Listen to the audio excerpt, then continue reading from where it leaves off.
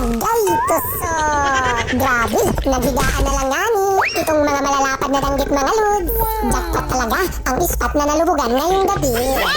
Ikas ko pa uli dahil mayroon pang isang nakahilata. Nandito lang sa gilid ng malapad na koral. Agay, tusok! Grabe, sa isang lubog pa lang mga lods. Nakatriplex na agad ngani.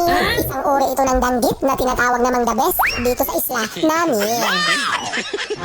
Mga lods, sobrang ganda naman nitong napakalaking bato sa ating harapan. Punong-puno din kasi ng mga makukulay na coral.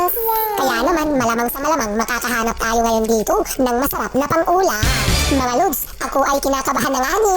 Baka biglang may bumulaga na mamahaling isda. Panigurado, ako ay matutuwa.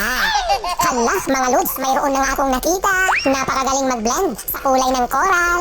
Wala pa rin kamalay-malay na uulamin na siya mamaya. Agay, tusok! Ano, nakikita niyo naman mga lods, malaking lapu-lapu ito, espesyal at mamahalin ngani. Kaya naman, ang mahiwagang swat out mula dito sa Sikat TV ay para sa'yo, Idol Lenny Magdahong, watching from Hong Kong. Mga lods, ang bilis ko makabalik ngani. Grabe, masagana talaga ngayon sa pang-ulam dito sa kailaliman ng mundo. Agay, tusok! Hala, malaking timbungan pala ito. Alam nyo ba, mga lods, tinatawag itong goldfish ng mga afam. Kasi naman, bukod sa balbasarado, masarap din sa pinirito. Mga lods, sisid ng sisid lang tayo hanggat may dagat. Kailangan kasing sulitin dahil mahal ang gasolina papunta dito sa spot. Ang galing talaga, may nakasilong na naman sa malaking bato na nasa harap natin. Agay, tusok! Malapad na tapasan ito mga lods. Primera klase na pang-ihaw ngani. At pag ito ang uulamin mo, maghanda na agad ng extra kanin.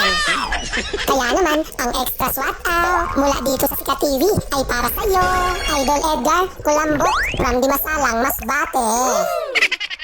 Mga lods, sobrang lapad naman nitong coral sa ating harapan.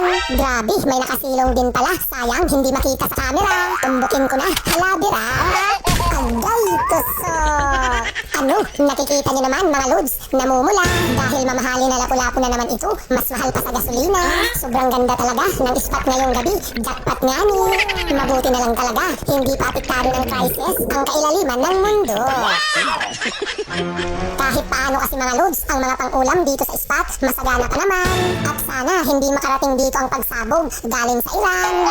Hala, may nakasiksik pala at nandito na sa harapan ko, isdang barayungon, dilaw ang ulo.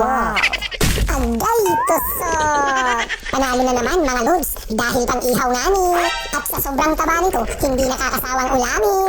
Kahit araw-arawin, walang kinikal, lahat natural.